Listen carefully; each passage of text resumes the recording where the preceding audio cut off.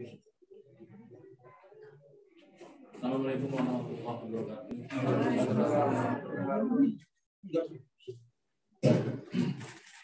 Alhamdulillahirabbil alamin wa bihi nasta'in wa bihi yawatin wassalatu wassalamu ala mursalin sayyidina Muhammadin wa ala alihi washabihi ajmain. Bapak-bapak, ibu-ibu, kami muliakan Pak Ustadz Farhan. Marilah pertama-tama kita panjatkan puja dan puji kehadirat Ilahi Rabbi yang mana hari ini kita dapat berkumpul di acara pengajian Bulughul Maram.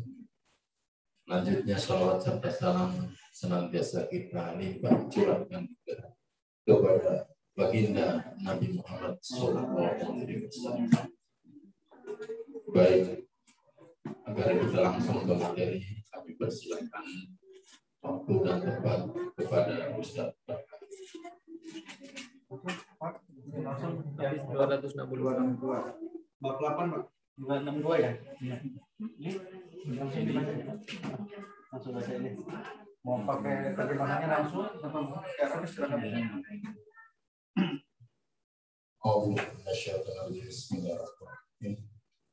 Bab 8 sujud sahwi dan yang lainnya dari Abdullah bin Buhainah. An-Nabiyya sallallahu alaihi wasallam shalla bihim dhuhra aqama fi rak'ataini awlayaini walam yajlis aqama an-nasu ma'a hatta idza qada shalat wan tadaron as taslimahu kabbara wa huwa jalis wa sajada sajdatain qabla ayyusallim thumma salam. Bahwasanya Nabi Muhammad SAW mengimami mereka sholat zuhur. Beliau berdiri setelah 2 rakaat yang pertama dan tidak duduk. Lalu orang-orang ikut berdiri bersama beliau hingga ketika beliau akan menyelesaikan sholat dan para makmum tinggal menunggu salam beliau. Beliau bertakbir dalam keadaan duduk dan beliau sujud 2 kali sebelum melakukan salam. Kemudian beliau salam. Diriwayatkan oleh Imam yang sujud, dan ini adalah redaksi Al-Bukhari dan dalam riwayat Muslim. Nah, lanjut.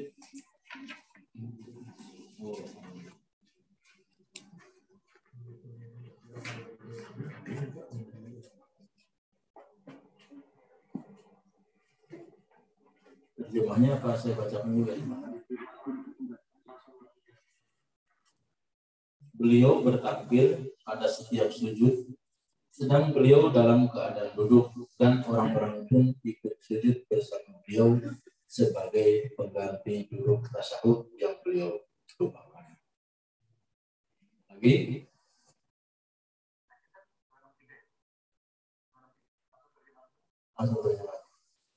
Nabi SAW pernah melakukan salah satu sholat dari 2 sholat siang hari dengan 2 rakaat. Lalu beliau salam dan beliau pergi ke sebuah potongan kayu di depan masjid. Lalu beliau meletakkan tangannya di atas potongan tersebut. Dan di antara orang-orang tersebut ada Abu Bakar dan Umar. Tapi mereka berdua segan untuk mengingatkan beliau. Orang-orang yang tergesa-gesa pun keluar dari masjid saya berkata, sholat telah dikosor. Dan ada seorang sahabat yang diberi gelar oleh Nabi dengan Zulyadain yang memiliki 2 tangan. Itu berkata, wahai Rasulullah, apakah Anda lupa ataukah sholat tadi telah dikosor? Beliau berkata, aku tidak lupa dan sholat tadi juga tidak dikosor. Sahabat itu kembali berkata, tidak, justru Anda telah lupa. Lalu beliau sholat 2 rakaat lagi dan salam. Kemudian beliau bertakbir dan sujud seperti biasanya atau bahkan lebih lama. Lalu beliau mengangkat kepalanya dan bertakbir. Lalu beliau meletakkan kepalanya dan bertakbir. lalu sujud seperti biasa atau bahkan lebih lama. Lalu beliau mengangkat kepalanya dan berakhir muttafaqun alaih, dan lafaz ini adalah milik Al-Bukhari di dalam riwayat Muslim. Lanjut ini. Lanjut. Sholatul asri, sholat asar. Sedangkan pada riwayat Abu Dawud, apola asodako dzul yadain fa auma au aina. Maka beliau bertanya, apakah dzul yadain benar? Maka orang-orang memberi isyarat, yakni iya. Riwayat ini juga terdapat dalam Sahih Al-Bukhari dan Muslim, namun dengan menggunakan lafaz faqalu, mereka berkata, dan dalam satu riwayat milik beliau.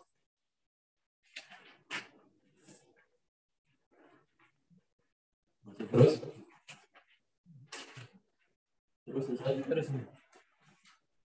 Walam yasjud hatta yaqonahu Allahu dzalik. Dan beliau tidak bersujud hingga Allah meyakinkan beliau atas hal itu. Dari Imran bin Husain, an Nabi sallallahu alaihi wasallam sholat bihim fasajada sajdatain tsumma tasyahhada tsumma sallama. Bahwasanya Nabi sallallahu alaihi wasallam sholat mengimami mereka dan beliau lupa, maka beliau sujud 2 kali. Kemudian bertasyahud, kemudian salam. Diriwayatkan oleh Abu Dawud, At-Tirmidzi, dan beliau menyatakan hadis ini hasan, dan Al-Hakim, dan beliau mensahihkan hadis ini. Dan dari Abu Sa'id Al-Khudri radhiyallahu an, beliau berkata, Rasulullah SAW bersabda, artinya, apabila salah seorang di antara kalian ragu dalam sholatnya, dan dia tidak mengetahui berapakah jumlah rakaat yang telah dilakukan, apakah 3 atau 4, maka hendaklah dia membuang keraguannya dan kerjakan apa yang dia yakini. Kemudian hendaklah dia sujud 2 kali sebelum salam. Jika dia telah sholat 5 rakaat, maka 2 sujud tersebut telah menggenapkan salat untuknya. Jika dia telah salat dengan sempurna atau 4 rakaat, maka kedua sujud tersebut akan menjadi penghinaan terhadap setan. Diriwayatkan oleh Muslim. Baik. Assalamualaikum warahmatullahi wabarakatuh. Alhamdulillah, salatu wassalamu ala Rasulillah wa ala alihi wa sahbihi wa mawala. Alhamdulillah teman-teman, malam hari ini kita akan melanjutkan kajian kitab Bulughul Maram, hadis nomor 262, bab sujud sahwi dan sujud yang lain. Dalam agama Islam hanya ada 4 sujud yang diperbolehkan. Sujud apa saja? Sujud salat, sujud syukur, sujud sahwi,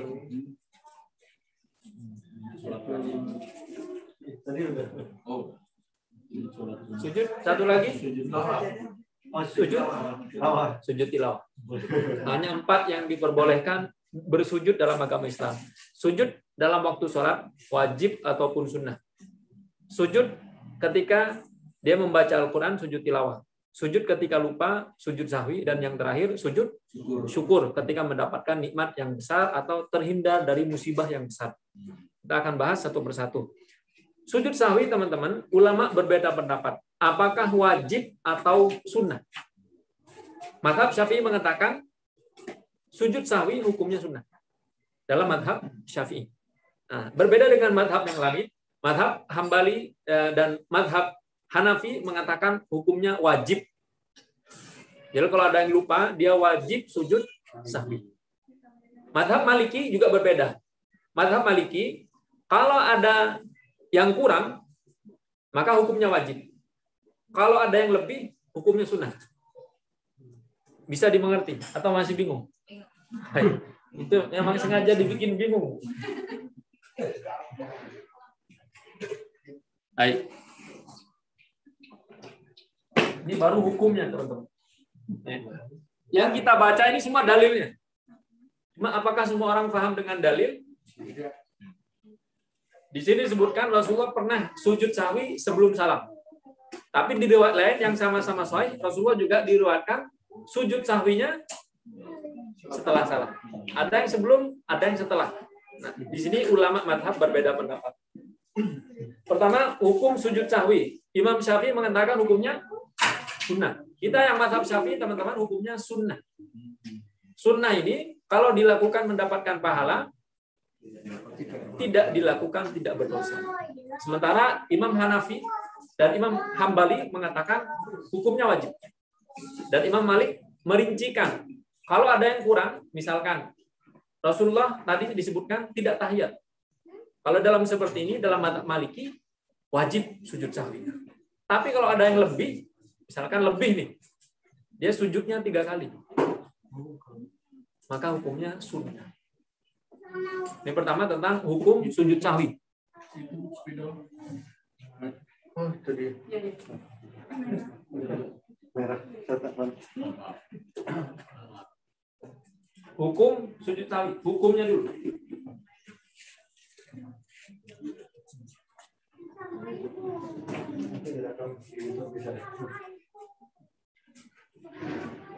Yang pertama, teman-teman, imam kita, Imam Syafi'i,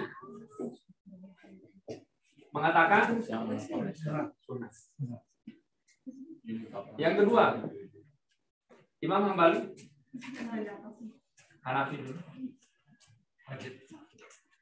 dan Hambali,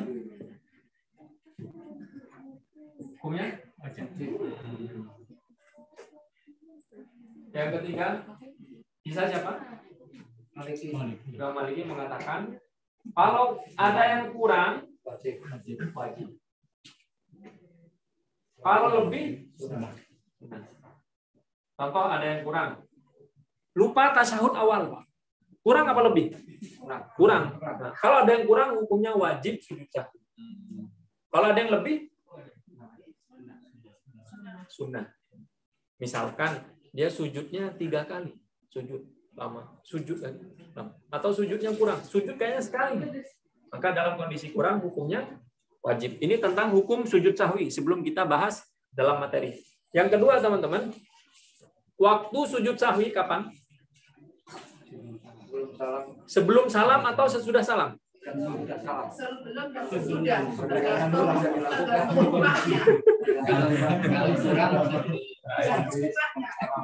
Kita bahas. Imam Syafi'i mengatakan, apapun kondisinya tetap sujud sahwi sebelum salam. Mazhab kita, mazhab Syafi'i. Mau kurang, mau lebih, tetap sujud sahwinya sebelum salam. Dalam mazhab Syafi'i. Nah, dalam mazhab Hanafi kebalikannya. Ini hukum sekarang waktu. Ini pertama kita akan bahas mazhab kita terlebih dahulu Syafi'i. Kenapa kita bahas mazhab yang lain? Ketika ada orang berbeda dengan kita, tidak mudah menyalahkan. Oh, mungkin mazhabnya Hanafi. Syafi'i sebelum.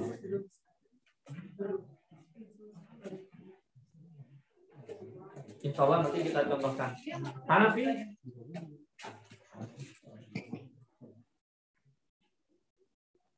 setelah salam. Apapun kondisinya, sujudnya setelah salam. Begitu selesai salam. Assalamualaikum warahmatullahi wabarakatuh. Ada hadisnya, sudah dibaca juga sama Pak. Iya. Setelah salam. Kemudian Maliki membagi jadi 2. Nanti dalam masalah waktu, Imam Hambali ini lebih ke sini, teman-teman. Lebih ke sini. Maliki dibagi menjadi 2. Dibaginya, kalau ada yang kurang, Imam Maliki ini rinci ya, kalau ada yang kurang,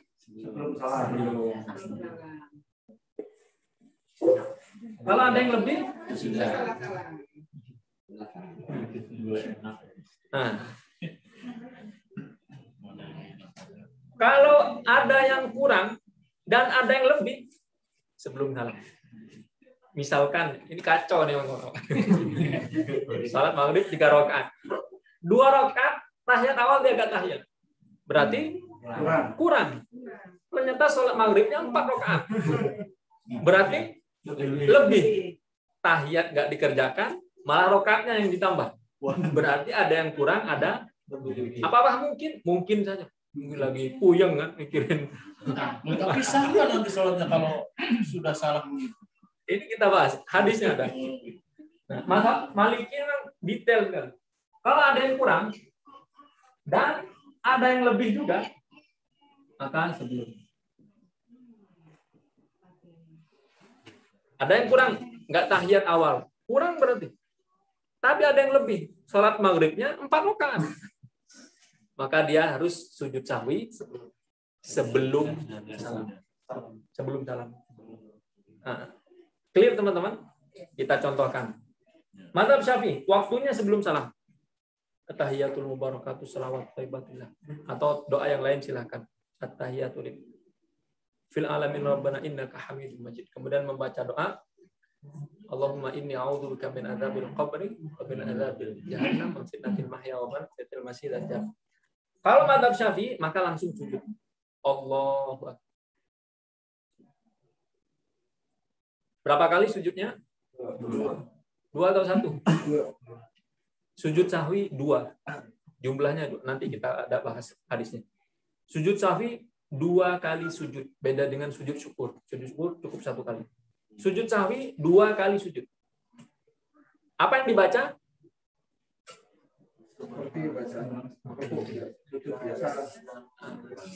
Imam Nawawi dalam kitab Raudhatul Thalibin atau Imam Asy-Syirbini dalam kitabnya mazhab Syafi'i menyebutkan membaca doa subhana man la yanam wa la yusuf. Ini pendapat Imam Muhyiddin Abu Zakaria Yahya bin Syaraf An-Nawawi, Imam Nawawi, tahun 676 Hijriah. Ini pendapat beliau dalam kitabnya. Tapi kata Ibnu Hafidz Ibnu Hajar Al-Asqalani mengatakan tidak ada satu riwayat hadits pun yang menyebutkan doa Nabi seperti ini. Ini hanya pendapat dari Imam An-Nawawi. Doa ketika sujud sahwi. Subhana man la yanamu wa la yusuf. Maka doa ini dalam mazhab Syafi'i tersebar. Tapi dalam mazhab yang lain teman-teman tidak. Seperti mazhab Hambali ketika berdoa Subhana rabbil a'la wa bihamdi, subhana rabbil a'la wa bihamdi, subhana rabbil a'la wa bihamdi. Bacaan sujud sahwi seperti bacaan sujud biasa. Dan ini yang ada haditsnya. Adapun pendapat Imam Nawawi, ulama yang lain mengomentari bahwa ini tidak ada hadits. Jadi kita amalkan doa sujud sahwi seperti doa sujud biasa. Berapa kali? 2 kali. Imam Syafi'i sebelum salam. Imam Hanafi setelah salam. Assalamualaikum warahmatullahi wabarakatuh. Assalamualaikum warahmatullahi wabarakatuh. Allahu Akbar. Allahu Akbar. Assalamualaikum warahmatullahi wabarakatuh. Berapa kali? 2 kali. Sujudnya 2 kali, salamnya 2 kali. Nah, Imam Maliki lebih detail lagi. Kalau ada yang kurang, sebelum. Misalkan, sholat maghrib 3 rakaat. Atau sholat subuh. Kalau mazhab Syafi'i, sholat subuh. Kalau kunutnya lupa. Kalau mazhab Syafi'i, wajib sujud sahwi. Kalau Imam Malik, kalau sholat subuh, lupa kunut, tidak wajib sujud sahwi. Karena Imam Malik dan Imam Syafi'i sama-sama kunut. Bedanya Imam Syafi'i kunutnya setelah ruku, Imam Malik sebelum ruku. Jadi, makasih. Jadi kalau ada orang sholat subuh, teman-teman, minal jinnati wan nas, Allahumma hdina fi man hadaita. Jangan ditegur lah, ini mazhab Maliki. Belum pernah ngaji nih. Maka jangan mudah menyalahkan. Khawatir kita nggak paham. Imam Syafi'i kunutnya setelah ruku.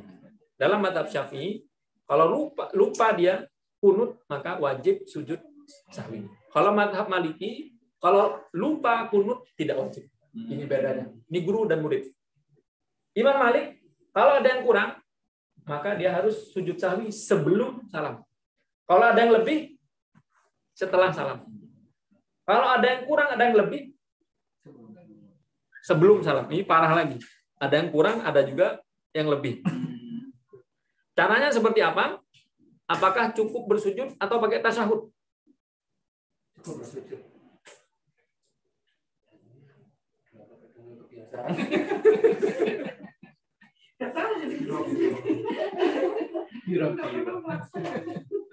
Coba kita bahas.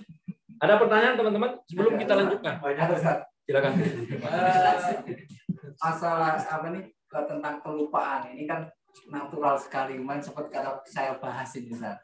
Jadi seperti Imam Syafi'i itu sebelum salam. Padahal belum tentu saya ini lupa ingat sebelum salam. Kelupaan saya, ya kan? Akhirnya saya ya pakai imam yang lain walaupun banyak saya sholat pakai Syafi'i. Dan sepertinya kelupaan itu dirumuskan seperti itu nggak masuk akal semuanya karena kelupaan jelas-jelas tidak terkontrol, ya kan? Tidak direncanakan. Ya kalau umpamanya seperti tadi itu Ustaz, kita udah bercanda apa-apa, lah Pak Ustaz Ustaz tadi kelebihan ke 5 rakaat, langsung sujud sahwi kan kita Ustaz kan? Nah itu maksudnya setelah yang sebelum semua itu saya masih susah menerimanya Ustaz. Karena ini lupa natural sekali gitu yang sebelum ini. Apakah ada kalau berjamaah kelihatannya mungkin gampang kontrolnya gitu ya. Tapi kalau sendiri ini kayaknya mau bablas terus ini. Sendiri apa rupanya sendirian loh? Tidak. Kalau pernah terjadi di Syafi'i juga pas begitu lupa memang sudah selesai semua. Baik. Jadi kalau lupa teman-teman jangan bawa mantap Syafi'i. Apalagi kalau dia lupa bahwa dia lupa, ini repot lagi. Nggak ada yang ngerti.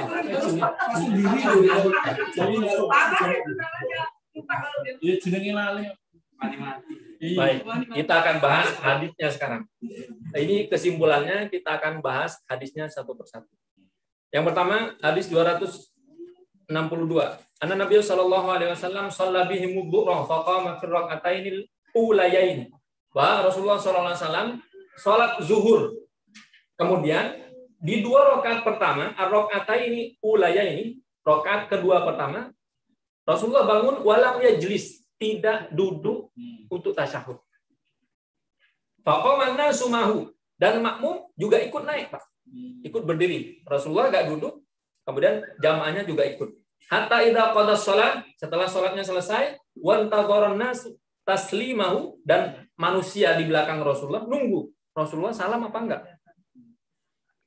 Kabbara wa huwa jalis. Ternyata setelah tahiyat akhir Rasulullah tidak langsung salam. Kabbara, dan Rasulullah takbir Allahu Akbar wa sajada sajadaini, dan Rasulullah sujud 2 kali qabla ayyusallim, sebelum salam umma salam. Berarti sujudnya kapan? Sebelum saja. Apa sebabnya?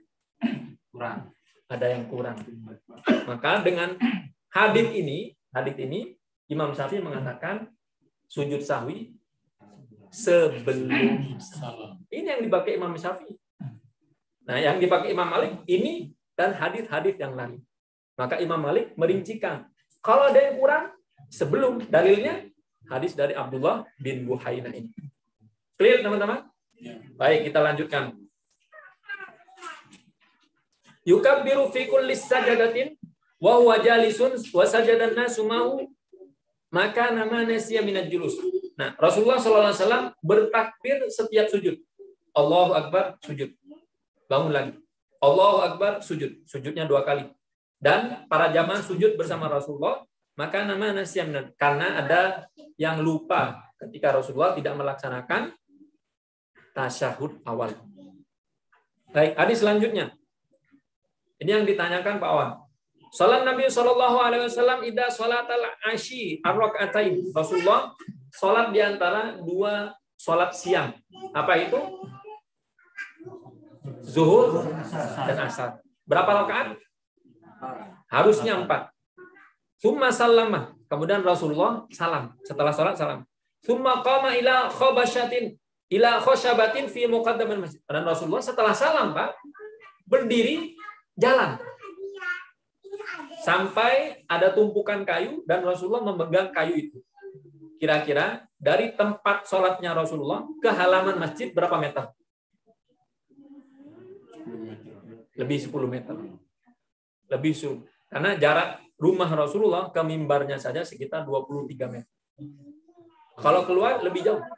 Karena ke depan. Kemudian fawadayadahu alaiha. Rasulullah meletakkan tangannya di atas kayu. Wa fil qaumi Abu Bakar wa Umar. Dan dari jamaah itu ada Abu Bakar, ada Umar. Fahaba ayyukan limahu. Dua orang ini nggak enak Pak mau negur Nabi. Nabi kan sholat tadi. Misalkan Pawan jadi imam. Kayaknya kurang nih, kata istrinya jadi makmum. Cuma nggak enak mau negur. Kalau ditegur bisa pecah piring. Nggak enak mau ditegur, nggak enak. Nah, Abu Bakar dan Umar di sini nggak enak. Faham, karena rasa haibah. Haibah itu segan dengan Rasulullah SAW. Wa kharaja sur'anun nas, dan yang lain ada sebagian yang sudah keluar Pak. Keluar masjid. Faqalu qusiratus shalah. Orang-orang ini keluar juga bertanya, "Ya Rasulullah, apakah sholatnya dikosor? Kan asal 4 rakaat. Kok cuma 2?" Wa rajulun yad'uhu Nabi sallallahu alaihi wasallam dzal yadain. Ada seorang sahabat yang dipanggil dengan dzal yadain, orang yang punya 2 tangan. Al-yad artinya tangan, al-yadain artinya 2 tangan. Ini julukan saja teman-teman. Nama aslinya adalah Al-Khirbaq. Khirbaq, salah seorang sahabat, Khirbaq bin Amr As-Sulami. Nama aslinya Dzul Yadain. Disebut Dzul Yadain karena ada 3 pendapat. Yang pertama, Dzul Yadain dalam bahasa Arab, arti bahasa Indonesianya orang yang punya 2 tangan. Kenapa? Karena Dzul Yadain atau Al-Khirbaq ini tangannya dua-duanya aktif, nggak ada yang dominan. Kanannya kuat, kirinya kuat. Maka disebut orang yang punya 2 tangan. Pendapat yang kedua, bahwa dia disebut 2 tangan karena amal solehnya banyak. Maka yang kanan banyak amal soleh, yang kiri banyak amal soleh. Yang ketiga teman-teman, disebut dengan Dzul Yadain karena memang tangannya panjang. Maka disebut orang yang punya 2 tangan yang panjang. Faqala Dzul Yadain ini yang berani bertanya kepada Rasulullah, "Ya Rasulullah, anasita an qusiratus shalah." Ya Rasulullah, kamu lupa atau sholatnya dikosor? Apa buktinya teman-teman? Berarti jamaah di belakang Rasulullah sholatnya khusyuk Pak. Yang bermasalah kalau imamnya agak khusyuk, makmumnya agak khusyuk. Akhirnya imamnya salah, makmumnya gak ada yang tahu. Mau negor, takut dia yang salah. Kayaknya 3. Cuma dia bilang subhanallah, takut diketawain orang. Nah, ini bukti para sahabat sholatnya khusyuk. Rasulullah kalau salah ada yang membenarkan. Faqala lam ansa wa lam tuqsar. Saya tidak lupa dan sholatnya tidak dikosor. Qala bal qad nasita fa shalla rak'atain. Kata Dzul Yadain kepada Rasulullah, sesungguhnya engkau telah lupa. Fa shalla rak'ataini tsumma sallam tsumma kabbar fa sajada mithla sujudihi aw atwal. Kemudian Rasulullah sholat 2 rakaat. Kan tadi sudah salam, Rasulullah sudah salam. Sudah keluar masjid, Pak. Sudah ngobrol juga. Apa yang dibicarakan? Ya Rasulullah, sholatnya dikosor apa enggak? Kata Rasulullah, saya enggak lupa, enggak dikosor. Ini berbicara apa enggak? Berbicara dengan banyak kata. Fasallah rakaat ini, kemudian Rasulullah masuk lagi ke masjid dan menambah yang tadinya 2 rakaat ditambah 2 rakaat. Jadi berapa rakaat? 4 rakaat. Tsumma kabbar, kemudian Rasulullah bertakbir, fasajada mithla sujudihi aw tatwal. Dan setelah di akhir tahiyatnya, Rasulullah takbir dan sujud lagi. Tsumma rafa'a ra'sahu fakabbar, tsumma rafa'a ra'sahu, tsumma dhaya ra'sahu. Rasulullah bangkit, takbir lagi, bangkit, takbir lagi 2 kali. Tsumma rafa'a ra'sahu wa kabbar, dan Rasulullah takbir mengangkat tangan kepalanya. Nah, berarti di sini teman-teman ada yang kurang atau ada yang lebih? Kurang.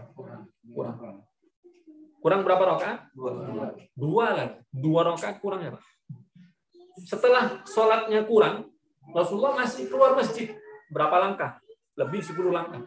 Kalau ibu-ibu habis sholat, masih ke dapur, mungkin nyalahin kompor, atau masih balas WA. Udah ngobrol. Nah, bagaimana hukumnya? Tidak dibatalkan sholatnya. Ada yang kurang? Ada. Nah, kalau ada yang kurang, maka sujudnya ada yang kurang, teman-teman. Bagaimana kalau ada yang kurang?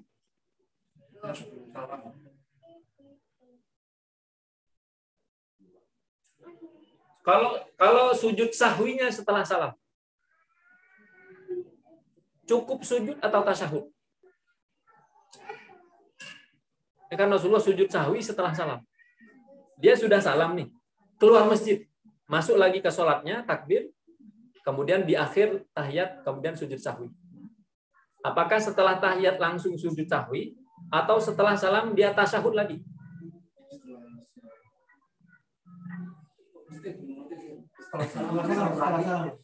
Kalau Baik, prakteknya. Allahu Akbar, bangkit dari sujud. Tahiyatul mubarakatuh salawatu thayyibatu lillah. Fil alamin rabbana innaka hamidum majid. Sujud dulu. Sujud sahwi, baru salam, atau salam dulu. Assalamualaikum warahmatullahi wabarakatuh. Assalamualaikum warahmatullahi wabarakatuh. karena merasa kurang dan mengetahui kekurangannya sebelum salam Ustaz. Karena udah jelas clear kan? Sebelum salam udah tahu. Sebelum salam. Baik, teman-teman, kita akan bahas. Ini agak kompleks ini.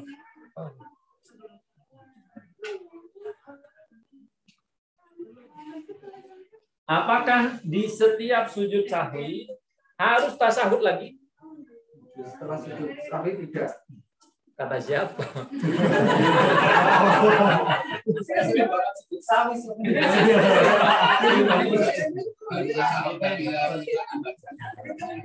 Pelajaran kan? Baik. Ada yang lebih, ada yang kurang. Kalau Imam Maliki, Hanafi, kalau ada yang lupa, kemudian atau ada yang lebih, kalau sujud sahwinya setelah salam, maka dia harus tasyahud lagi, baru dia sujud sahwi. Kalau mazhab Maliki dan Hambali. Imam Hambali, Imam Hanafi, Imam Syafi'i teman-teman nggak kenalin, nggak kenal. Dalam mazhab Syafi'i kan, salam, disalami, tasyahud, Salam sujud tasawuf ya. kan salam, tasyahud.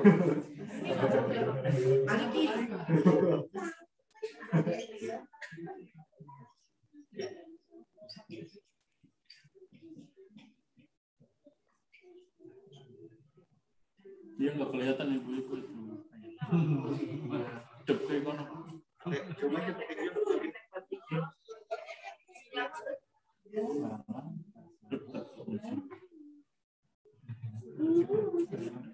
Jadi kalau Imam Malik, kalau sujud sahwinya, Imam Malik kan punya dua nih. Caranya ada dua kalau Imam Malik. Kalau kurang, sebelum. Kalau ada yang lebih, ya sudah. Ini harus dipahami dulu mazhab Maliki. Kalau ada yang kurang, dia tidak tasyahud, berarti sujud sahwinya. Kalau ada yang kurang, sebelum. Kalau ada yang lebih, setelah. Nah, Imam Malik mengatakan, sekarang posisinya ada yang lebih. Ada yang lebih. Maka salam dulu. Assalamualaikum warahmatullahi wabarakatuh. Assalamualaikum warahmatullahi wabarakatuh. Kemudian tasyahud lagi. At-tahiyatul barakatuh salawatu thayyibat lillah. Assalam. Fil alamin rabbana innaka hamidun. Sujud sahwi. Salam. Assalamualaikum. Tasyahudnya berapa kali? Dua kali. Tasawuf akhir ya. Mazhab Maliki sama Hanafi. Nah, kita Syafi'i teman-teman. Kalau Syafi'i apapun kondisinya sebelum salam. Ini referensi saja. Kalau ada orang praktek seperti ini, jangan disesat-sesatkan. Tidak ada dalil. Bahaya.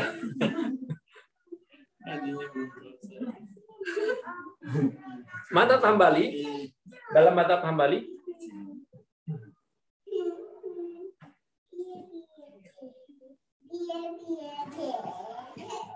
kalau setelah salam, tasyahud. Kalau setelah salam, ini salam, maka tasyahud lagi. Kalau mazhab Hambali.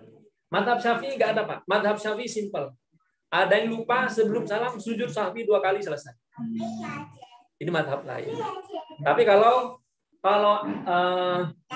sebelum salam, dalam mazhab Hambali, maka sama seperti mazhab Syafi'i, nggak ada tasyahud. Ini kalau setelah salam. Kalau sujudnya setelah salam, maka tasyahud lagi. Kemudian sujud dan salam.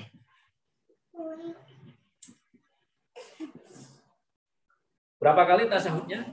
2 kali. Yang praktek ini Maliki, Hanafi, Hambali. Syafi'i enggak? Syafi'i paling simpel. Jadi kalau ada yang lupa, sujud sebelum salam. Selesai. Ini madhab Syafi'i. Ada yang mau ditanyakan? Enggak. Cukup takbir. Allahu Akbar. Cukup takbir. Waktu dulu saya pernah ikut sholat subuh, lupa baca kunut, terus imamnya setelah mau salam, setelah tasyahud itu kan Allahu Akbar, saya sujud, terus dia duduk lagi, dia sujud lagi, terus baru berarti 2 kali ya sujud ya tadi. Sujud 2 kali. Terus baca itunya baca yang subhana baca doa atas itunya sahwinya itu di kedua sujudnya atau gimana? Ya, setiap sujud. Subhanallah wa bihamdihi, subhanallah wa bihamdihi, subhanallah wa bihamdihi. Subhanallah wa bihamdihi, subhanallah wa bihamdihi. Assalamualaikum warahmatullahi wabarakatuh. Kalau Syafi'i, mazhab Syafi'i, kalau lupa kunut wajib sujud sahwi. Kalau mazhab Maliki, lupa kunut tidak wajib sujud sahwi. Cuma kalau lupa Pak, dia mazhab Syafi'i, jangan ikut Maliki. Dia sudah mazhab Syafi'i, ternyata kalau lupa nggak mau ngaku. Akhirnya dia nggak sujud sahwi. Kalau semuanya sujud sahwinya juga lupanya gimana? Gimana? Lupa kunut nih umumnya. Terus harusnya kan sujud sahwi kan. Padahal harusnya sudah 2 kali. Bahkan dia sujud sahwinya 2 kali juga lupa gimana? Kalau lupa teman-teman, lupa, tidak ada yang mengingatkan, Allah tidak menghisap. Karena lupa. Lalu, nah, ini Rasulullah lupa. Kalau nggak ada yang ngingetin, juga tetap sholatnya 2 rakaat. Maka kalau hukumnya lupa, boleh. Jangan pura-pura lupa.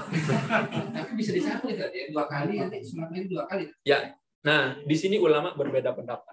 Dalam mazhab Hambali diperbolehkan, meskipun sudah keluar dari masjid, kemudian ada yang mengingatkan, balik lagi ke masjid, langsung sholat. Sekalipun sudah ngobrol. Ya, Selama tidak batal wudhu.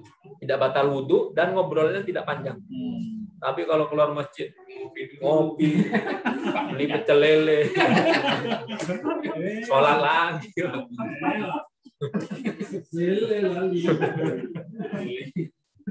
Jadi boleh dalam mazhab Hambali disebutkan boleh meskipun berbicara dulu. Misalkan disebutkan bahwa tadi kurang 2 rakaat. Masa? Iya kurang. Oh iya. Karena takbir Allahu Akbar tambah 2 rakaat. Kemudian setelah salam dia sujud. Niatnya gimana? Langsung menyempurnakan sholat. Tidak harus sholat baru. Jadi sholat yang belum sempurna ditambahkan 2 rakaat. Dalilnya ini. Dan hadisnya muttafaqun alaih. Siapa yang mau nolak hadis muttafaq alaih? Jadi boleh teman-teman. Tapi jangan debat. Misalkan Pak Wah tadi kayaknya kurang. Masa? Enggak, saya yakin. Mana bukti? Kelamaan. Jadi kalau sudah ada yang mengingatkan, terima saja. Karena kita bisa saja lupa. Sebagaimana Rasulullah lupa. Rasulullah pernah lupa. Cuma Rasulullah lupa. Wallahu a'lam. Setahu saya, selama hidupnya cuma 5 kali. Selama hidup. Itu pun untuk pelajaran. Untuk pelajaran, sengaja lupa. Kita kadang 5 waktu, 5-5-nya lupa.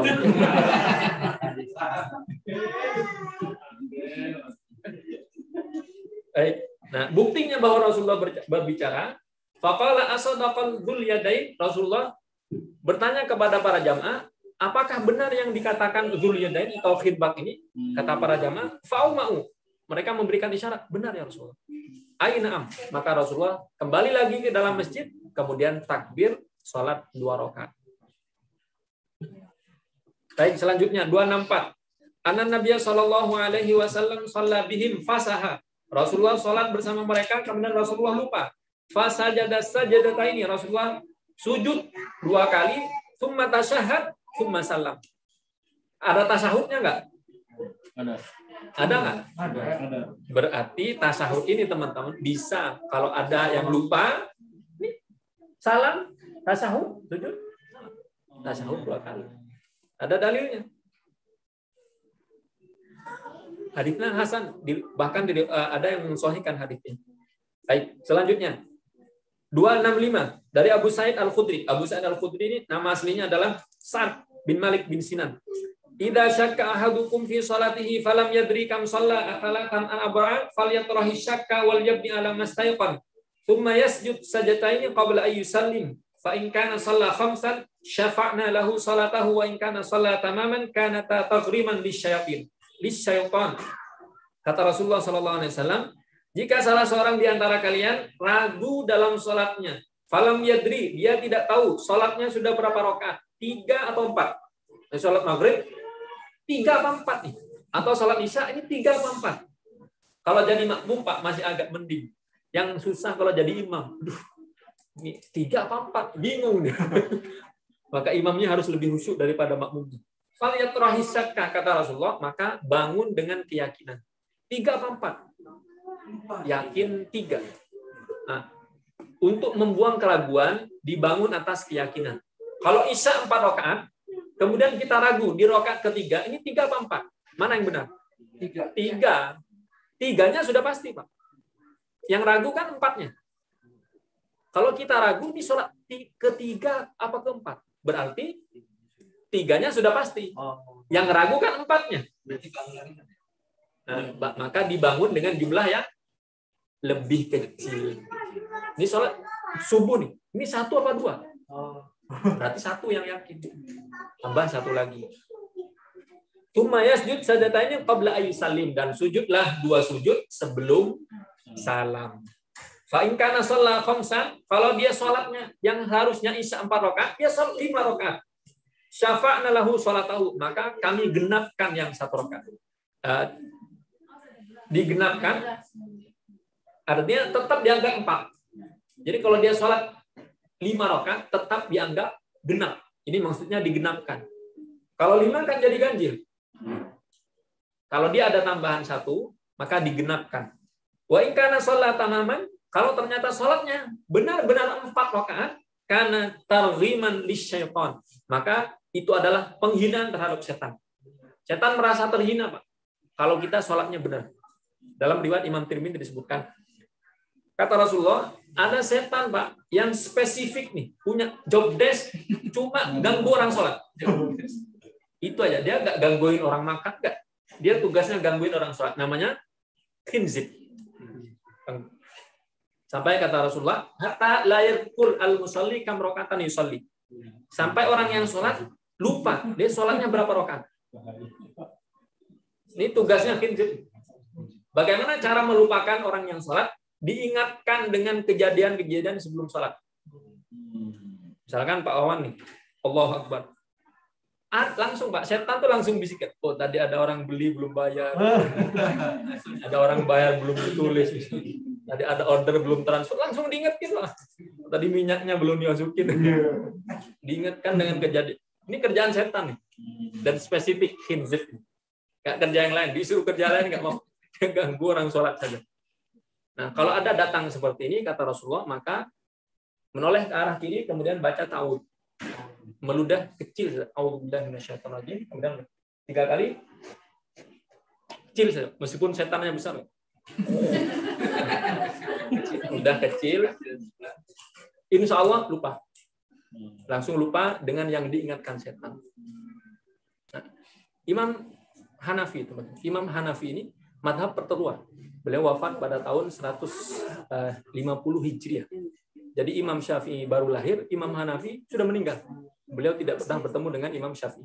Nah, Imam Syafi'i, saking cerdas Imam Hanafi, saking cerdasnya, ada seorang muridnya bertanya kepada Imam Hanafi, wahai Imam, dulu teman-teman, orang kaya naruh duit bukan di brankas, nggak ada yang punya brankas. Orang kaya kalau naruh emas, naruh perhiasan, ditaruh di sebuah kotak, kemudian ditimbun di bawah tanah. Ini caranya, Pak. Jadi Pak Wan kalau misalkan emasnya sudah 1 kilo, 2 kilo, jangan taruh di rumah. Taruh di peti, malam-malam keluar, gali lubang, kemudian ditimbun. Di zaman Imam Hanafi seperti itu. Nah, orang kaya ini lupa, Pak. Karena padang pasir dia lupa. Taruh mana nih dulu emasnya? Taruh di Bekasi apa taruh di Durensawit, lupa orang. Akhirnya kata Imam Hanafi apa? Kalau malam sholat. Jadi habis isya sholat, Pak. Ketika sholat diingatkan nggak? Kayaknya di sini. Nggak ingat sholatnya, ingat tempat emasnya. Sampai sebelum subuh orang ini datang, wahai imam, saya sudah ingat nih di mana emas saya taruh. Ini luar biasa, cerdasnya imam. Karena setan yang melupakan, setan yang juga akan dikasih tahu, kayaknya di sini, kayaknya di sini. Tapi sholatnya batal, sholatnya nggak khusyuk karena dia mengingat harta yang dia sembunyikan. Wallahu taala a'lam bishawab.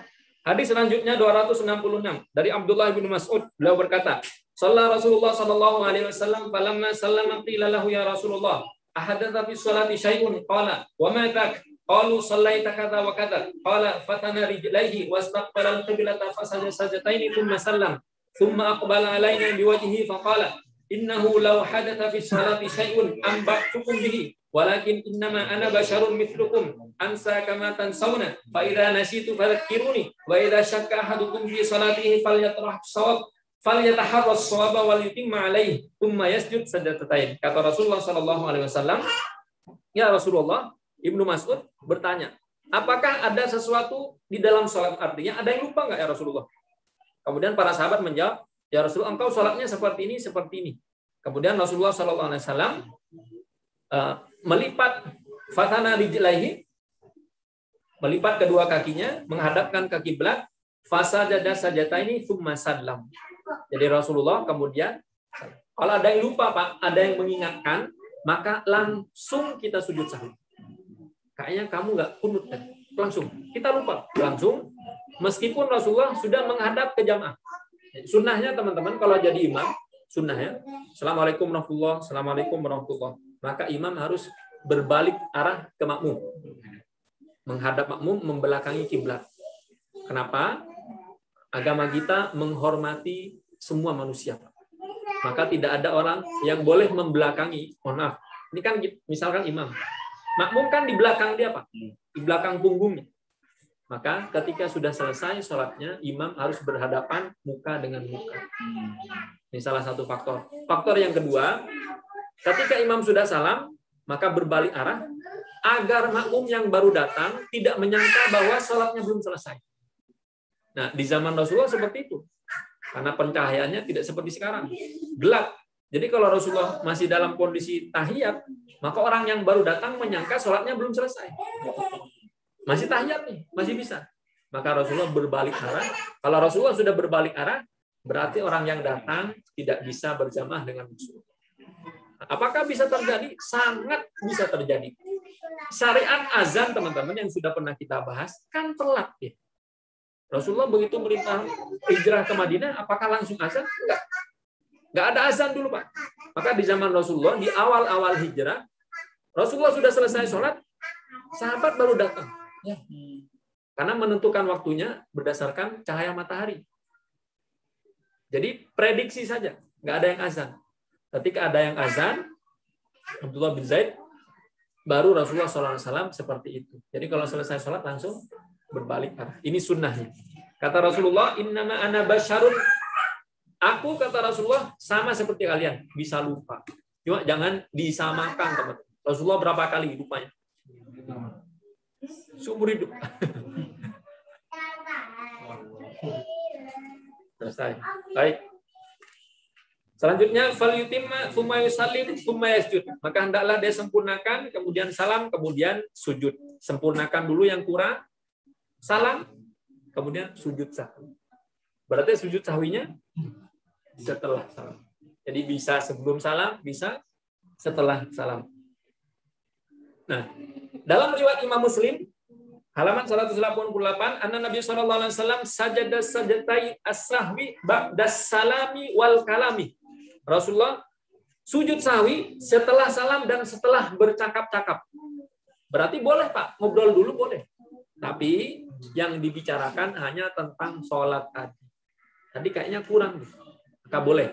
Tapi kalau ngobrolnya sudah politik, ngobrolin riba, aduh, batal. Harus sholat ulang.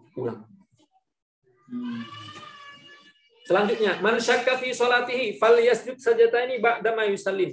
Barang siapa yang ragu dalam sholatnya, maka hendaklah dia sujud 2 kali setelah salam. Ini dalilnya yang mengatakan sujudnya setelah salam. Siapa itu? Hanafi.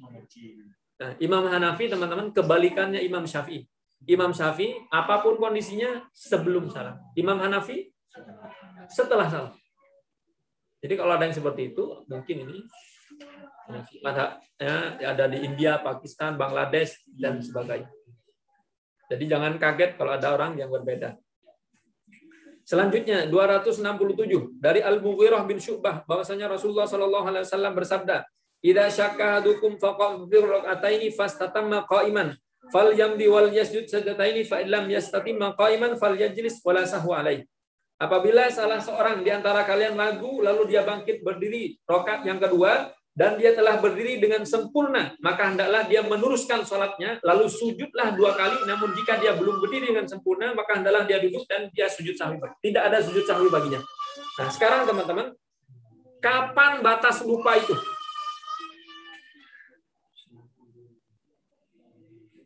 Batas lupanya kapan?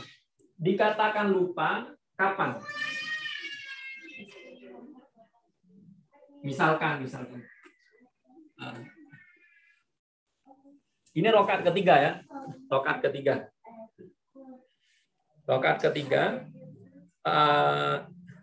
Kata kita enaknya apa, Pak? Yang nggak lupa coba.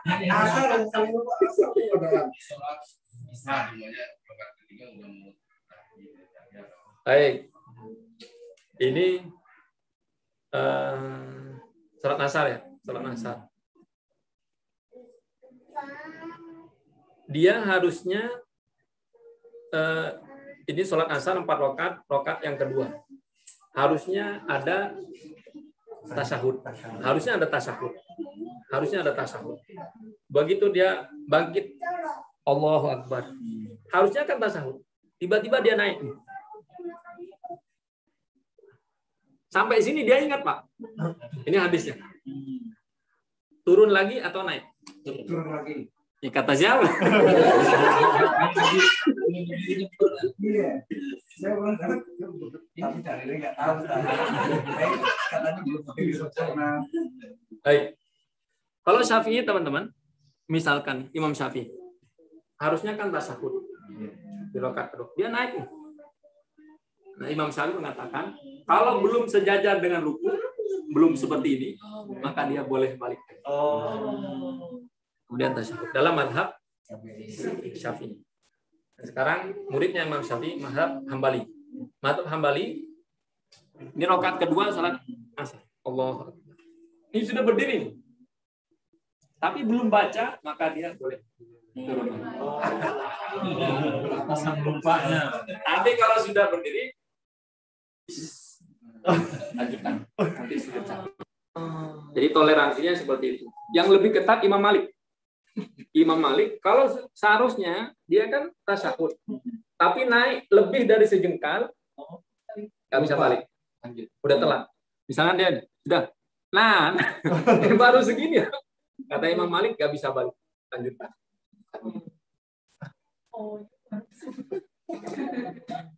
Sering banget berbaca. Sering apa? Sering lupa sholat ya. Sering lupa sholat ya. Imam Syafi'i batasnya sampai kapan? Sebelum batas sebelum batas rukuk.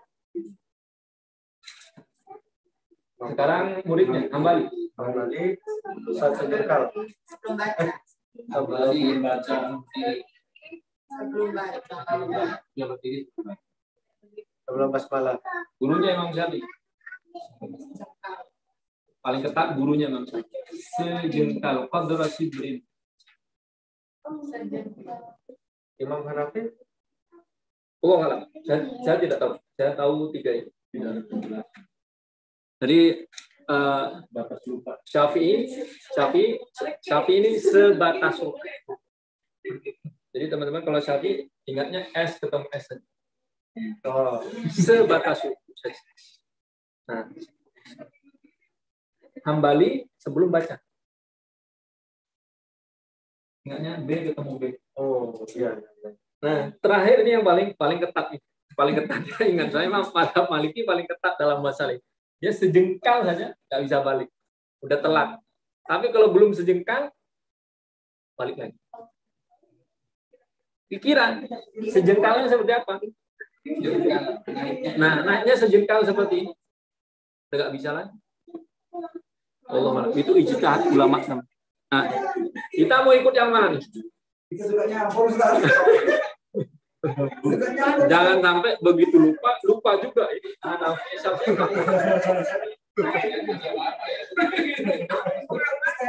Suka disuruh sama intinya juga nyangkut masalah kayak Syafi'i sebatas, Hambali baca, Maliki 3 saja. Ikut yang mana?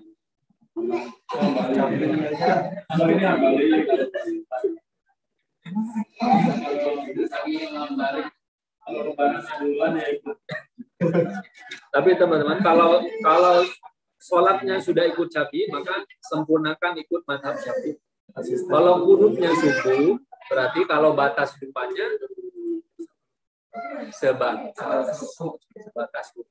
Nah, kalau Imam Syafi'i sebatas ruku, bangkit sebatas ruku, boleh dia balik. Tapi kalau sudah sebatas ruku, harus naik. Berarti yang tadi sudah dianggap lupa. Tasyahud dianggap tidak dilaksanakan, maka nanti di tasyahud akhir sebelum salam sujud sah. Ya, kalau mau ikut Imam Syafi'i, ikut Imam Syafi'i semuanya. Jangan ambil enaknya. Ambil enaknya. Misalkan sudah berdiri, dia mazhabnya Syafi'i, tapi karena sudah berdiri, sudah terlanjur berdiri, sudahlah ikut Hambali saja. Karena Hambali sebelum baca. Jangan. Dari awal, kalau dia memang sholat subuhnya pakai kunut, dia ikut mazhab Syafi'i, maka sempurnakan ikut mazhab Syafi'i. Ada yang mau ditanyakan? Ustaz, kalau misalkan setelah maghrib di rakaat terakhir itu kakinya nanti masih tapi kakinya kayak tasyahud itu gimana? Kalau dia hapus, cuma salah posisi. Nah, kalau cuma salah teman-teman dibetulkan. Tidak ada yang menyelisih 3 mazhab. Tidak mengangkat satu jengkal pun.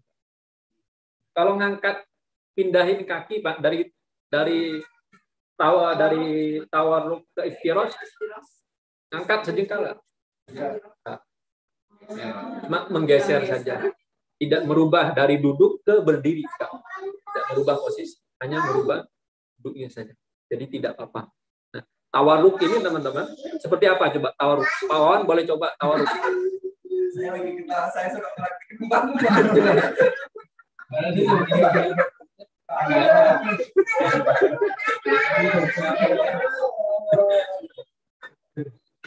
Tawarruk kayak gimana nih? Semoga masih ingat. Iya. Betul? Madep sana biar belakangnya kelihatan. Madep sana Pak. Belakangnya. Saya udah tahu. Ini tawarruk apa iftirash? Hah? Apa nih Pak Wah? Iftirash atau tawarruk? Yakin?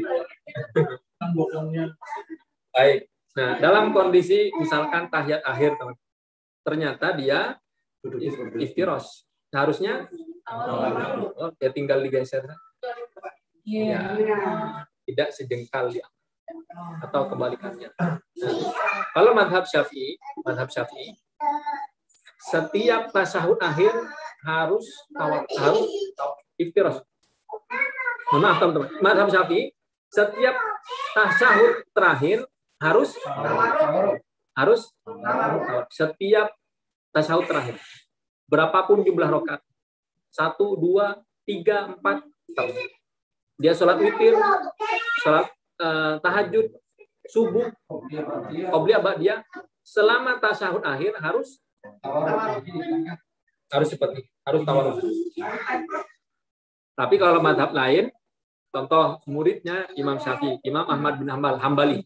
Mazhab Hambali dihitung dari jumlah rakaatnya. Dihitung dari jumlah tasyahudnya. Kalau dalam satu sholat, tasyahudnya lebih dari 1, maka tasyahud akhirnya tawarruk. Ini sudah paham tawarruk sama iftirash? Sudah paham kan?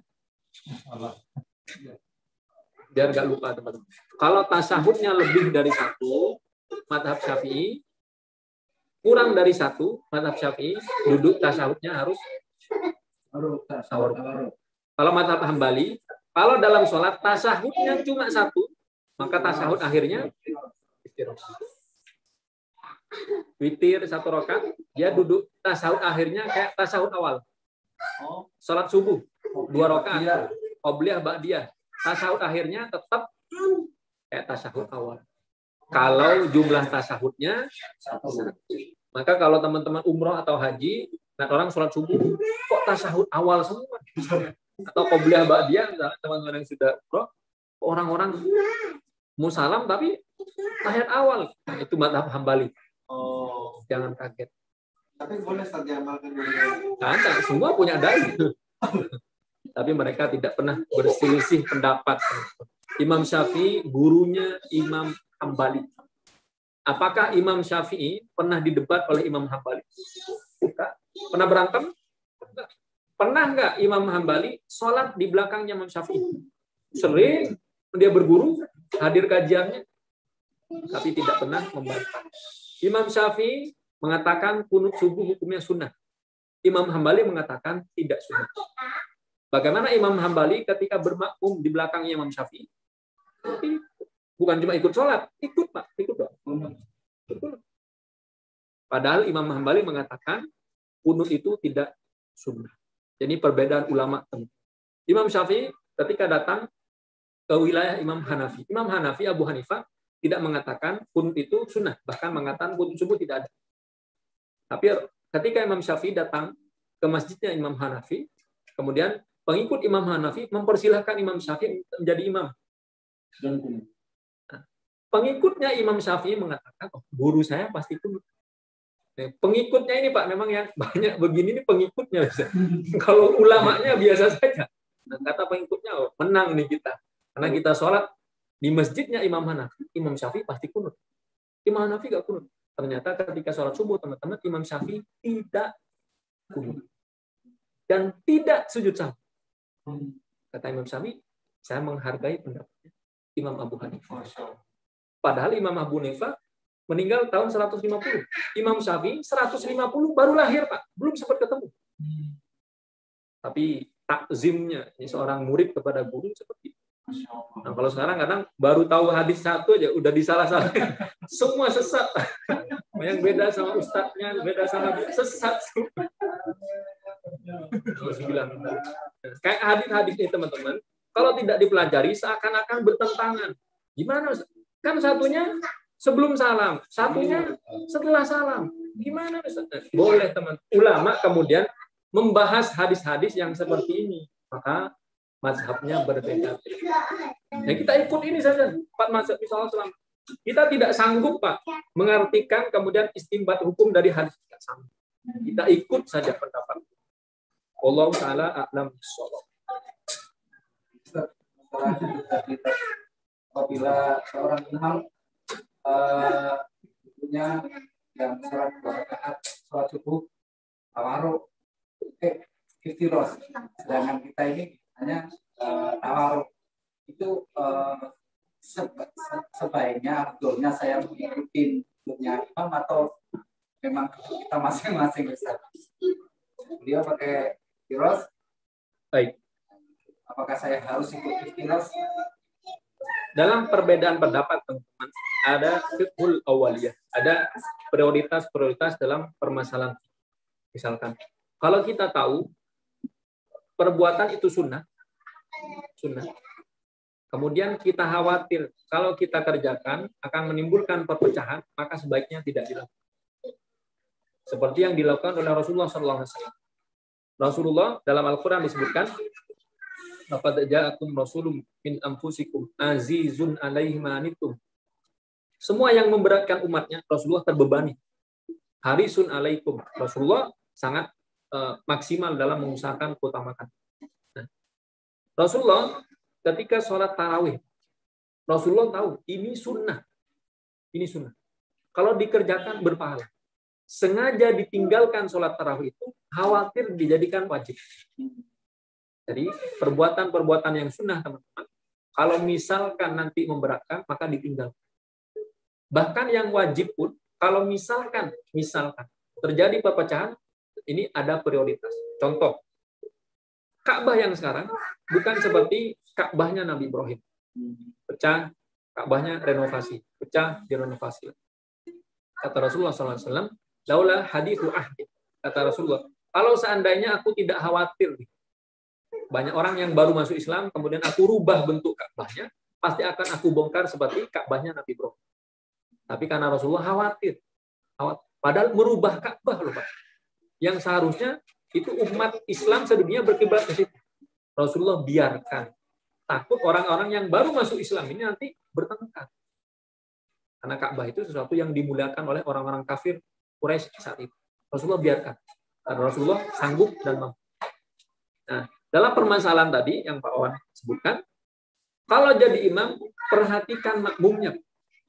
Jangan mentang-mentang, saya hambali. Nggak bisa diganggu-ganggu. Saya hambali. Ditunjuk jadi imam di masjid yang mayoritas hampir 100% jamaahnya Syafi'i. Kunut nggak? Kunut. Contoh, Syekh Abdurrahman Sudaisi. Selama saya di Arab Saudi, Pak, saya 5 tahun di Saudi. Makmum di belakang Syekh Abdurrahman Sudaisi, baik umrah atau haji. Selama waktu itu, saya belum pernah mendengarkan Syekh Abdurrahman Sudaisi membaca Bismillah secara jahat.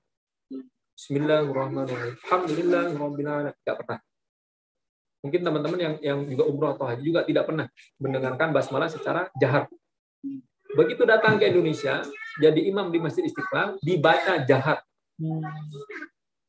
Menandakan bahwa beliau faham dengan fikih perbedaan. Nggak boleh ngotot, Pak. Oh, enggak, ini bid'ah misalnya. Jangan begitu, Pak. Lihat dulu orang lain punya dalil apa enggak. Kalau semuanya punya dalil seperti ini, siapa yang mau kita salahkan? Yang satu riwayat Imam Bukhari, yang satu Imam Muslim, yang satu muttafaq alaih. Mana? Ya semua diambil. Nah, kemudian ulama berbeda pendapat berdasarkan ijtihad mereka masing-masing. Jadi kalau mau ikut Imam Syafi'i, silakan ikut Imam Syafi'i. Tapi tentu teman-teman tidak terlalu fanatik. Kalau sudah fanatik tidak diperbolehkan. Kalau fanatik misalkan saya kalau cari mantu harus mazhabnya Syafi'i, tidak boleh seperti itu. Jadi kalaupun dia mazhabnya beda ya diterima saja selama dia laki-laki yang soleh. Kata Rasulullah, "Idza ja'akum man tardawna dinahu wa khuluquhu." Syarat mertua, ini teman-teman yang punya anak perempuan, kalau datang laki-laki, kata Rasulullah, syaratnya cuma 2. Dinahu wa khuluquhu. Agamanya baik, akhlaknya baik, terima. Jangan dilihat, ini datang ke rumah kita pakai apa? Oh, pakai Grab. Nggak masuk kriteria. Meskipun sama-sama Syafi'i, tapi pakai Grab nggak diterima juga. Kata Rasulullah, syaratnya laki-laki diterima cuma agama dan akhlak. Rizki menyusul, teman-teman. Tidak mungkin Allah membiarkan orang yang soleh, yang bertakwa, hidup melarat. Tidak mungkin. Tapi kalau perempuan, kata Rasulullah, syaratnya 4. Lebih banyak lagi. Tungkahul mar'atu li arba, kata Rasulullah. Perempuan dinikahi karena 4 perkara. Yang pertama, di jamaliha, kecantikannya. Harus cakep, Pak. Minimal menurut dia. Meskipun standarnya subjektif ya, menurut dia. Yang penting menurut dia cakep. Orang lain bilang nggak cakep ya terserah. Kata dia ini paling cantik di pondok gede ini yang paling cakep. Minimal menurut dia, Pak. Yang kedua, hartanya. Oh, harta duluan. Nasabnya. Anak siapa ini? Lurah, oke, nasabnya. Kemudian yang ketiga, 5 liha, kekayaan. Ya, anaknya orang kaya, apa anak orang yang sederhana. Boleh. Tapi yang terakhir kata Rasulullah, lidiniha, karena agamanya. Fadfar bidatiddin taribat yadak. Pilih karena agamanya, maka engkau akan selamat. Karena harta tidak menjamin kebahagiaan. Banyak harta, nggak jamin. Apalagi nggak banyak. Banyak aja nggak jamin. Yang kedua, nasab juga tidak jamin. Banyak orang yang terpandang ternyata ketahuan korupsi. Cantik, ada masanya. relatif. Bentuk tubuh, warna kulit itu subjektif sudah Pak. Ada orang yang tidak suka yang terlalu putih, ada yang suka yang putih panjang, ada yang suka biasa-biasa, subjektif. Tapi kata Rasulullah yang objektif agama. Kalau agamanya cakep, insya Allah cakep semua Pak. Insya Allah cakep. Gak cakep gimana? Anggap cakep aja. Istri sendiri masa gak dianggap cakep? Kalau ada yang empat gimana? Kasih saya.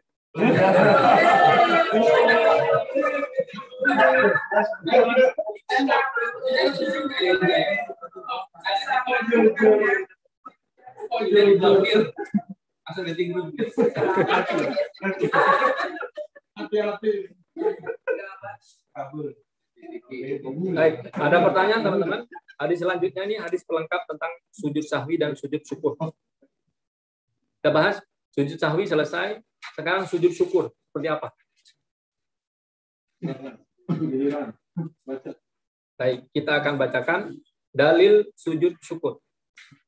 Silakan dibaca. 277.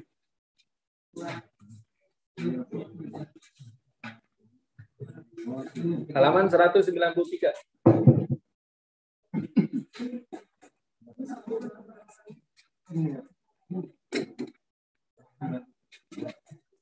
Hadis 277 dari Abu Bakrah bahwasanya Nabi Shallallahu Alaihi Wasallam apabila datang padanya sebuah perkara yang menyenangkannya, beliau langsung tersungkur sujud pada Allah. Tersungkur Selanjutnya pada Allah.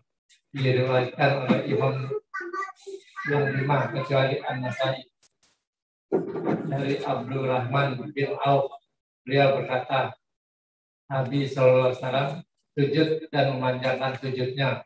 Kemudian beliau menyangkal pada beliau dan bersabda, sungguhnya Jibril telah mendatangiku dan memberikan kabar gembira kepadaku.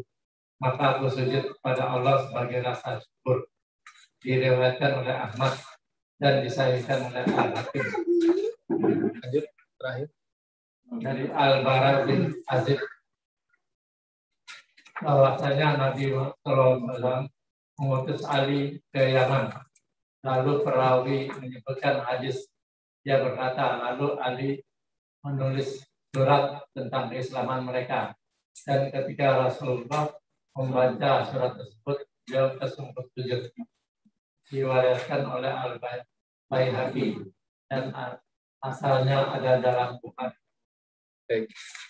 Dari 276 sampai terakhir, kalau 276 ini membahas tentang sujud tilawah. Sujud tilawah 276 dari Ibnu Umar, karena Nabi sallallahu alaihi wasallam yaqra'u alaina al-Qur'an fa idza marra bis sajada kabbara wa sajadna ma'ahu. Nah, hukum sujud tilawah ini teman-teman berbeda pendapat. Mayoritas ulama mengatakan sunnah saja. Jadi kalau imamnya baca sujud tilawah, kita boleh sujud, boleh tidak sujud. Kalau mayoritas ulama. Yang berbeda di sini cuma Imam Abu Hanifah. Pendapat Hanafi ini beda. Imam Hanafi, orang yang di India, Pakistan, Bangladesh, dan sebagainya, kalau kita baca ayat tilawah, baca ayat sujud tilawah, kemudian harus sujud, hukumnya wajib. Karena madhab Hanafi.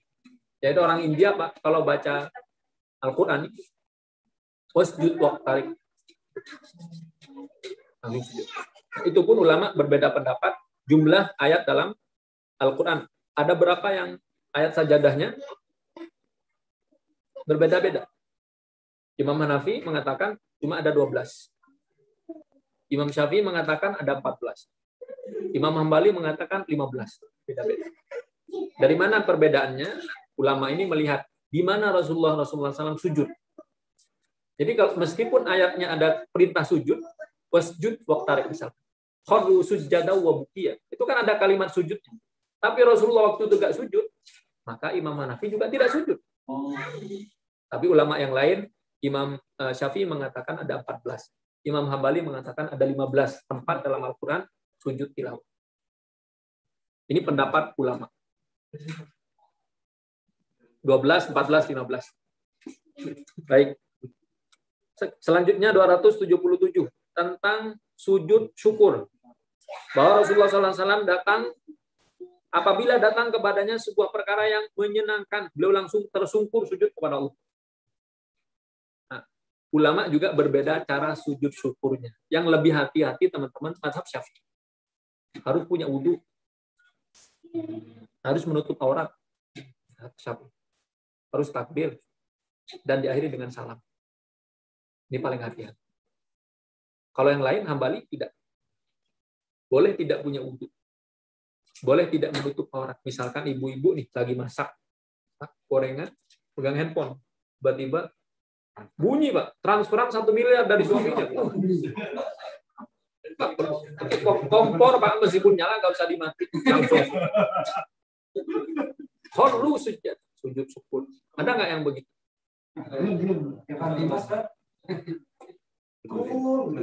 Nah, maka pemain bola juga seperti itu.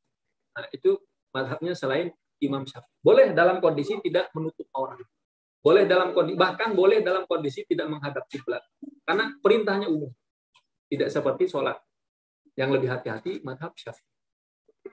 Harus menghadap kiblat, kemudian wudu, menutup aurat, salam dan sebagainya. Kalau mazhab lain simpel. Contoh kembali. Kiblat di sana, Allahu Akbar. Langsung sujudnya. Lama. Udah habis itu pergi. Nggak pakai salam. Jadi teman-teman silahkan. Syafi'i boleh kembali. Bacaannya apa sih? Bebas. Yang penting pujian dan tasbih. Subhanallah. Ya Allah. Terima kasih ya Allah. Misalkan Pak Wan. Alhamdulillah. Allah gol misalkan. Jadi bikin pabrik. Bukan cuma distributor. Jadi langsung jadi pabrik. Kalau misalkan lagi sujud syukur di depan nih banyak orang yang ada itu gimana? Cari yang aman agar khusyuk. Sampai lagi sujud udah nangis keinjek orang. Tadi gak khusyuk.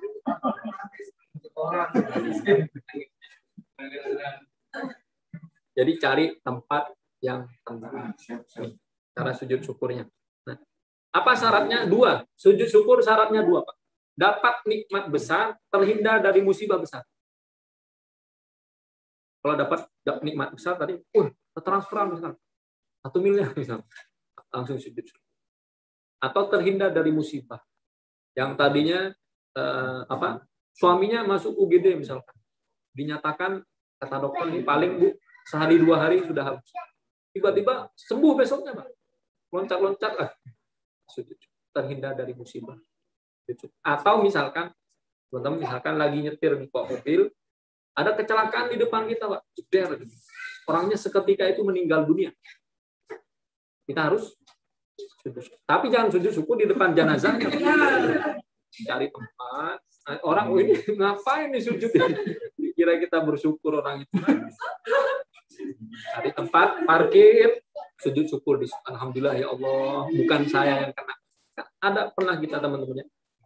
Saya pribadi pernah lagi bawa motor, tiba-tiba di depan ada kecelakaan. Langsung nggak semangat Pak bawa motor. Lemes. Lihat darah kadang. Maka dalam kondisi dihindarkan dengan usia yang besar, kita sujud. Jadi sujud syukur syaratnya 2. Nikmat besar, musibah besar terhindar. Bukan nikmat yang kecil. Kalau nikmat yang kecil, sujud terus Pak. Alhamdulillah misalkan ketemu teman sujud. Habis makan sujud. Bukan yang seperti itu. Ulama mengatakan seperti itu.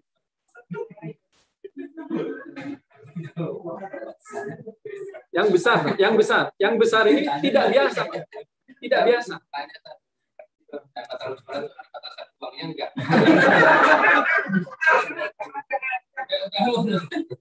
Batasannya tidak ada. Tapi menurut dia besar. Gak biasanya nih, misalkan kawan, misalnya sehari Ustaz, biasanya cuma 900 juta, ini sekarang 1 miliar, kan lebih besar. Selanjutnya 278 dari Abdurrahman bin Auf. Ini sahabat Rasulullah yang paling kaya, paling kaya. Tapi jangan ditiru kayanya doang. Beliau juga hafal Quran. Itu juga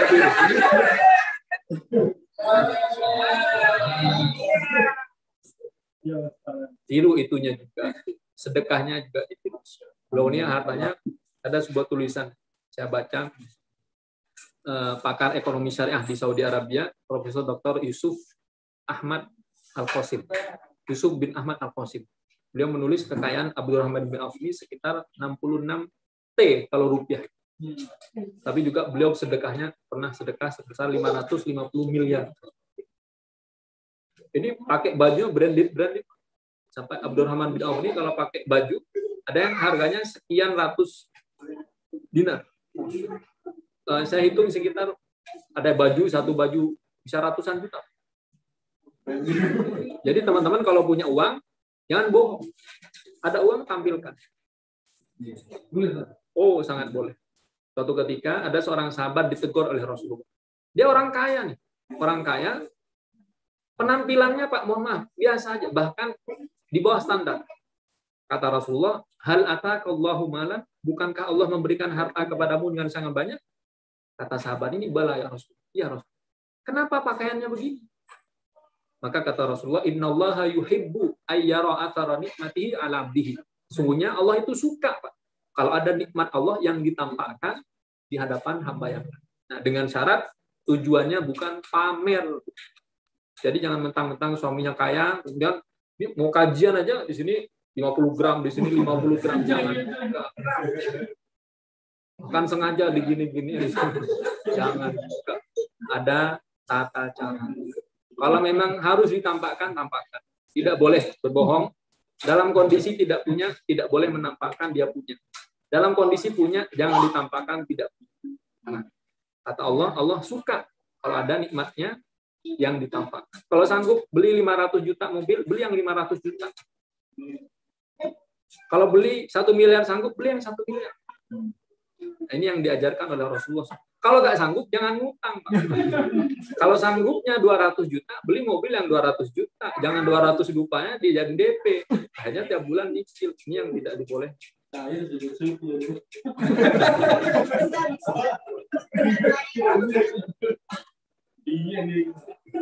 Silakan. Ditampakkan ya Ustaz. Bagaimana kalau misalnya ada orang kaya, tapi dia tidak menampakkan, tapi itu sedekah Ustaz. Itu gimana? Bagus. Lebih baik yang mana? Lebih baik ditampakkan dan banyak sih. Jadi cuma dilihat maksudnya. Jadi kalau dia tidak suka menampakkan, tapi daripada saya membeli itu, lebih baik saya sedekahkan. Itu gimana Ustaz? Beli dan sedekah.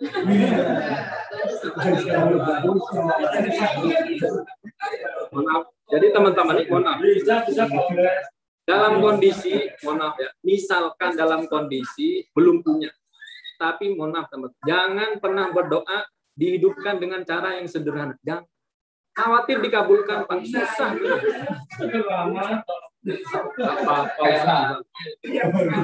Kecuali punya 10 sederhana memakai sholat.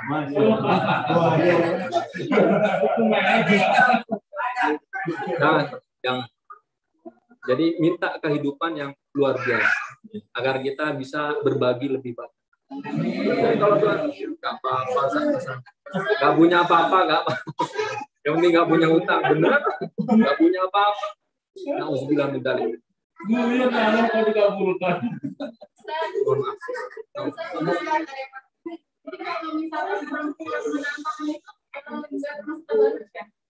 Tabarruk itu kepada lawan jenis. Kalau misalkan sesama perempuan, kemudian boleh. Bahkan teman-teman yang perempuan, kalau lagi ngumpul, buka cadar. Karena cadar itu untuk ajanib, untuk silahkan.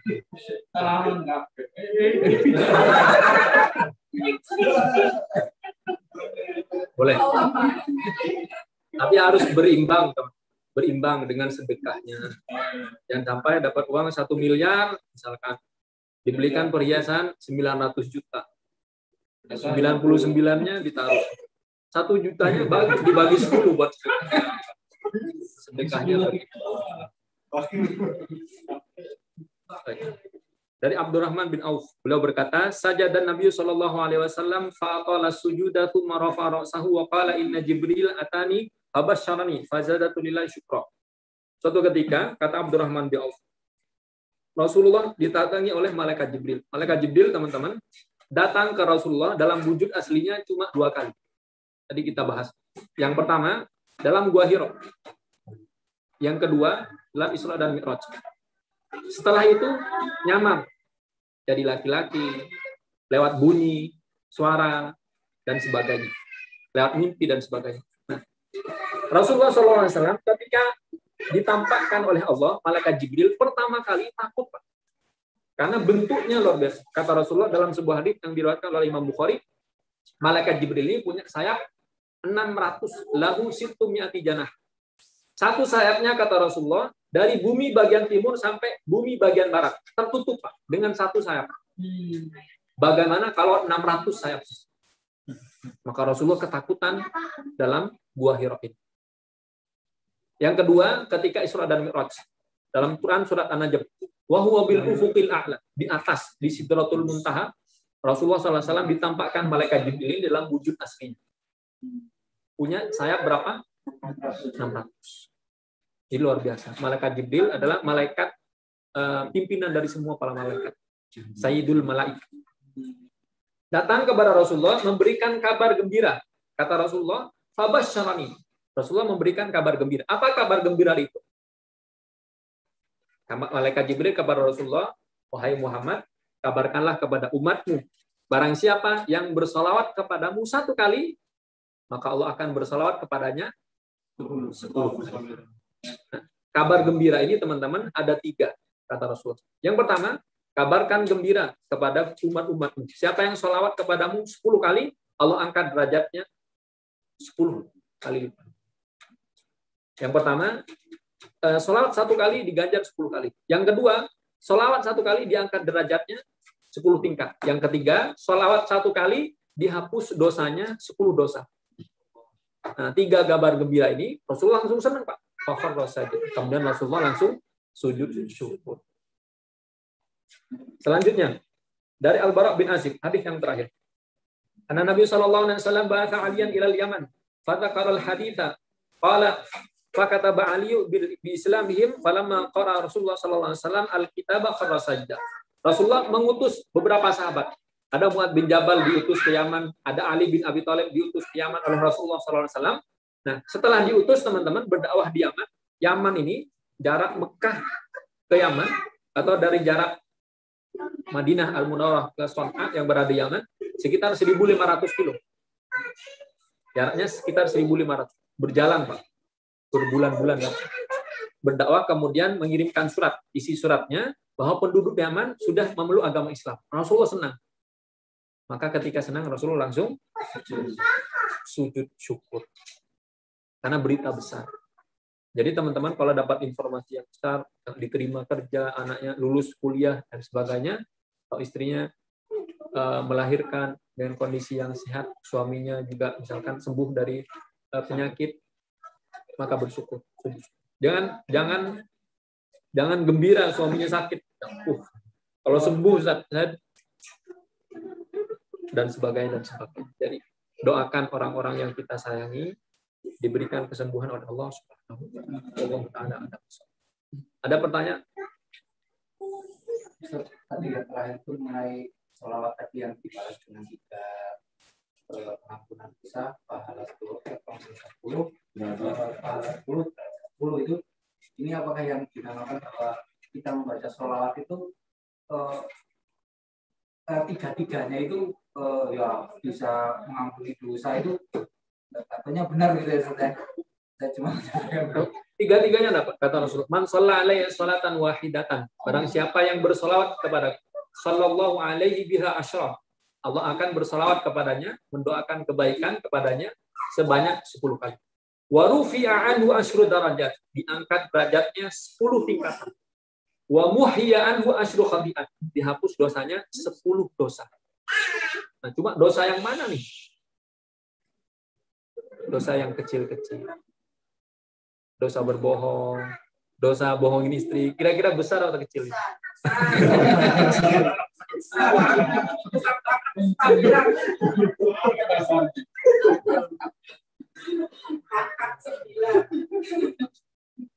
Insya Allah 3-3-nya dapat. 3-3-nya. Bahkan seorang sahabat bertanya kepada Rasulullah, Siapa nanti di hari kiamat yang posisinya paling dekat dengan engkau? Aktaruhum alayya sholatan. Yang paling banyak bersolawat kepadaku, paling dekat dengan. Jadi kalau nggak ada misalkan lagi sendiri solawat, Allahumma sholli ala Muhammad, Allahumma sholli. Setiap itu. Nah, fadilah atau keutamaan solawat ini banyak sekali. Di antaranya adalah menyelesaikan permasalahan yang sedang kita hadapi. Ada 2 wirid, teman-teman. Dalam Rasulullah SAW dalam sebuah hadis pernah bersabda, man lazimal istighfar, barang siapa yang melazimkan istighfar, maka Allah akan menjadikan solusi dari setiap permasalahan. Dilancarkan rizki yang tersumbat dan diberikan rizki dari arah yang tidak digugat. Ini keutamaan istighfar. Kemudian keutamaan sholawat. Jadi 2 ini, sholawat dan istighfar, fadilahnya, keutamaannya besar. Sama-sama kuat, sholawat dan istighfar. Maka dua-duanya diamal. Cuma ada waktunya. Istighfar, waktunya lebih baik sebelum sahur. Waktu sahur. Misalkan setelah sholat tahajud sampai subuh, paling bagus istighfar. Ini dari segi waktu. Dari segi tempat, kalau di Madinah, perbanyak sholawat. Kalau di Mekah, perbanyak istighfar. Ada tempatnya, ada waktu. Jadi jangan kebalik. Di Madinah istighfar. Dekat dengan Rasulullah, perbanyak sholawat. Di Madinah, sholawat. Di Mekah, istighfar. Insyaallah kita berdoa, teman-teman, semoga bisa bersalawat di depan Rasulullah SAW. Misalkan ada satu waktu, kan ada 4 tadi yang saya tambah biasanya. Tambahnya istighfar, sholawat, terus berzikir sama baca Quran. Misalkan dalam satu waktu ini pengen nih Ustaz, 4-4 ini mana yang lebih dulu Ustaz kira-kira? Ada beberapa hadis, teman-teman. Ada riwayat menyebutkan afdol az-zikri la ilaha illallah. Sebaik-baik zikir perkataan la ilaha illallah. Ada hadis menyebutkan afdol zikri qiraatul Quran. Sebaik-baik zikir adalah membaca. Tergantung kondisinya. Kalau kita sedang menghafal Al-Quran, maka zikir yang terbaik adalah membaca Al-Quran. Karena tidak semua orang menghafal Al-Quran. Kalau dia tidak menghafal Al-Quran, maka bacalah zikir-zikir yang lain. Sholawat, istighfar, dan sebagainya. Dari segi waktu ada waktu. Dalam Al-Quran disebutkan wabil ashari hum yastaghfirun. Ahli surga itu di waktu sahur menjelang subuh mereka beristighfar. Maka kata Rasulullah, tuba liman wujida fi sahifatihi istighfaran katsira. Berbahagialah, dijamin surga bagi orang-orang yang di catatan amalnya banyak sekali tulisan istighfar. Astagfirullah. Ini membuktikan bahwa teman-teman dosa kita sangat banyak. Rasulullah saja setiap hari beristighfar 100 kali. Padahal surganya sudah dijamin. Dosanya kalau berbuat dosa diampuni. Dalam Al-Quran disebutkan inna fatahna laka fatham mubina liyaghfira lakallahu ma taqaddama min dzambika wa ma ta'akhkhar. Diampuni dosa. Kalau Rasulullah kalaupun berbuat dosa, Pak, sudah diampuni. Belum berbuat sudah diampuni. Apalagi berbuat. Mau berbuat saja sudah diampuni. Rasulullah SAW. Biasanya kan ada yang bilang kalau pengen sepatu dan kaki apa lewat mobil itu sholawat itu gimana? Sholawat itu gimana? Ada yang tanya soalnya. Baik. Ada seorang sahabat, teman-teman, bertanya kepada Rasulullah, bagaimana kalau aku jadikan doaku ini sepertiganya sholawat? Kata Rasulullah, itu bagus. In zitta khairun laka. Kalau ditambah lebih baik. Kalau setengahnya gimana ya Rasulullah? Setengah dari doa saya isinya sholawat. Misalkan dia berdoa 10 menit. 5 menitnya dia bersolawat. Allahumma sholli ala Muhammad wa ala ali Muhammad. Allahumma sholli ala Muhammad wa ala ali Muhammad. Allahumma sholli ala. Setelah 5 menit baru doa yang 5 menit dipanjatkan. Kata Rasulullah, in zitta khairul laka. Setengah lebih baik. Kalau ditambah lebih baik lagi. Kemudian sahabat ini berkata, kalau begitu ya Rasulullah, akan aku jadikan seluruh doaku semuanya salawat. Kata Rasulullah, idzan, kalau itu yang kamu lakukan, tukfa hammuk, semua yang membuat kamu gelisah, semua akan disingkirkan oleh Allah. Wa yughfar dzambuk, diampuni dosa-dosa. Jadi keutamaan salawat kan 3 nih, teman. Barang siapa yang bersalawat kepadaku, Allah akan bersalawat kepadanya 10 kali. Diampuni dosanya 10 dosa. Dinaikkan derajatnya 10 tingkat. Jadi orang ini berdoa dengan sholawat. Allahumma sholli ala Muhammad, Allahumma sholli ala Muhammad. Semua doanya begini. Kata Rasulullah, kalau itu yang kamu lakukan, semua yang kamu inginkan dikasih. Ini dalilnya. Kemudian barulah ketika kita menginginkan sesuatu, disolawati. Itu maksudnya Pak. Bukan selawatin kerja juga, bos. Jadi ada ikhtiarnya, vertikal, horizontal. Nah, Rasulullah kalau pengen sesuatu, tidak cuma selawat. Oh, perang, selawat aja, dihajar. Jadi ada ikhtiarnya, vertikal, horizontal, ke atas, ke bawah juga ada ikhtiarnya. Pengen mobil baru, selawat. Selawatnya bagus, Pak. Ini ikhtiarnya. Kata Allah, untuk apa? Ada pekerjaan, ada ikhtiarnya. Ada ikhtiarnya. Jadi, mohon maaf teman-teman ya. Selawat ini sangat bagus. Beribadah sangat bagus. Cuma, mohon maaf. Jangan dijadikan banyaknya ibadah sebagai alasan untuk tidak bekerja. Karena saya mau sholat aja, Ustaz. Saya mau puasa. Kerjanya kan? Ya, harus berimbang. Ada pekerjaan, dalam Al-Quran disebutkan, wala tansa nasibaka minad dunya. Beribadah boleh, tapi untuk urusan dunia jangan dilupakan. Ya kerja, Pak. Bekerja. Wallahu ta'ala a'lam. Baik teman-teman, ini yang bisa kita pelajari pada malam hari ini. Semoga kitab yang kita kaji bermanfaat untuk kehidupan kita, kehidupan keluarga kita, bisa kita amalkan, bisa kita dakwahkan, dan bisa kita istiqomahkan.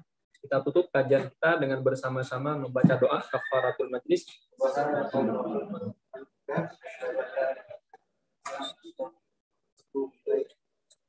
Terima kasih. Wassalamualaikum warahmatullahi wabarakatuh.